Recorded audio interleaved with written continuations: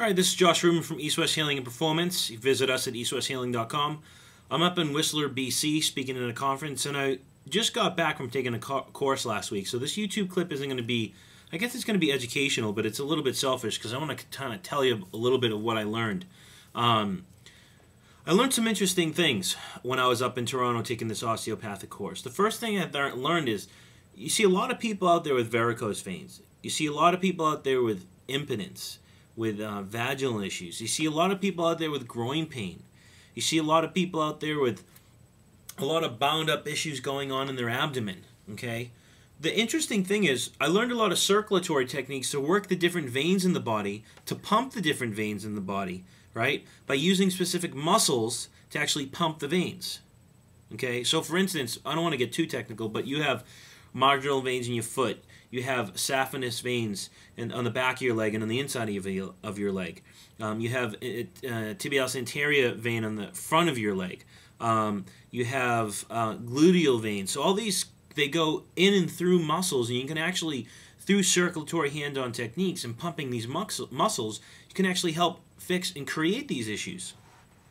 So if you know someone, or you are the person that has chronic inflammation, you get chronic swelling in the knee, chronic swelling in the foot, you had surgery and the swelling is just not going down, or the pain's not going away.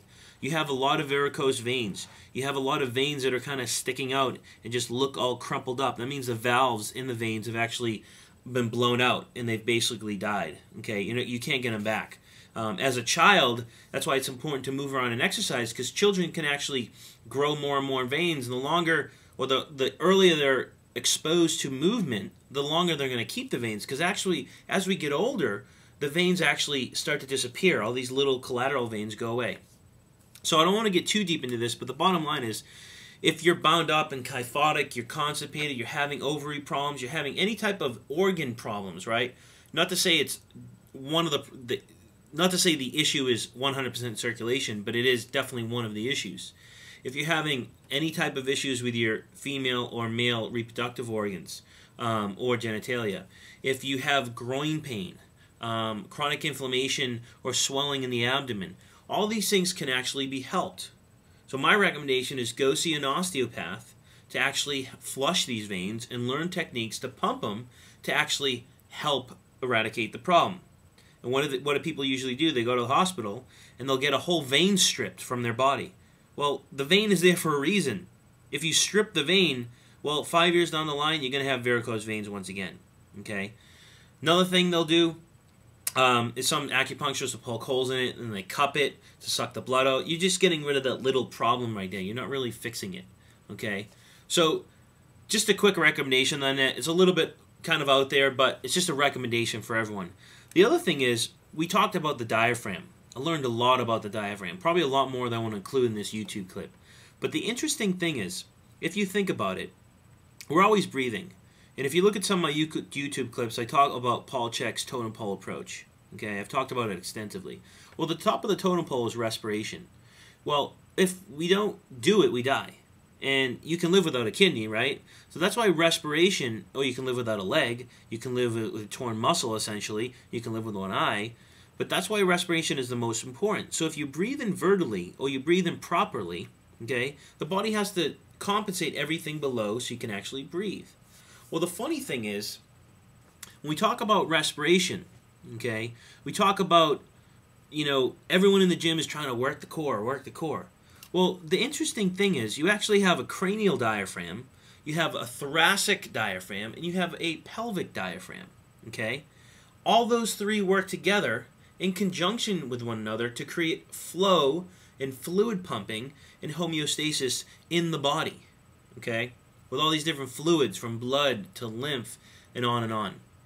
Another interesting fact is that the spleen through different ligaments, the liver through triangular ligaments, the colon through phrenocholic ligaments, the bladder through the falciform ligament, the kidneys, the fascia of the kidneys actually attached to the diaphragm as well. What else did I say? So I was liver, spleen, stomach, colon, kidneys, might have missed a couple. They attach to the diaphragm. So if you have a problem with one of those organs, you have a problem with your diaphragm. If you have a problem with respiration, you have a problem with your diaphragm, you have a problem with one of those organs. Not to say that the organ's going to shut down, but you can alter the motility, how the organ moves. So when you breathe naturally, the organs actually move in a specific rhythm.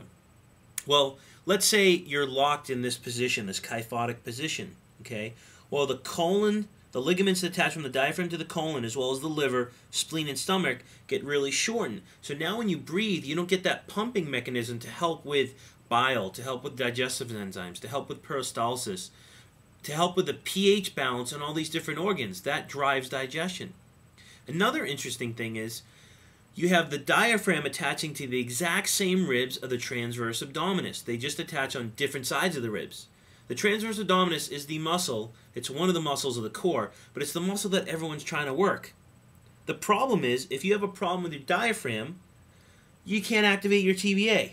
It's impossible. So you see how we're connecting the dots. It's kind of like a root and branch system.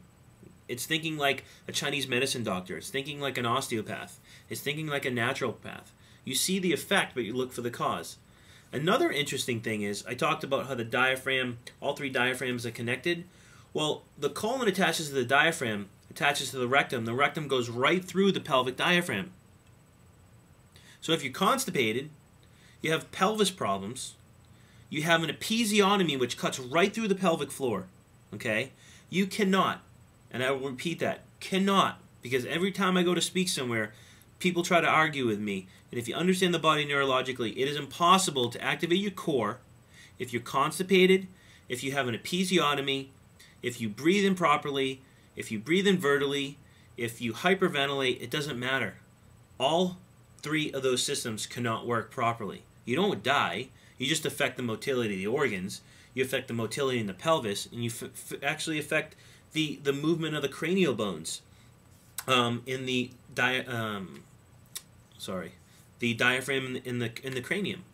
So that's kind of what I learned. I don't know if it's too much education for you guys or if it's not enough, but it's just some insight to start to look elsewhere.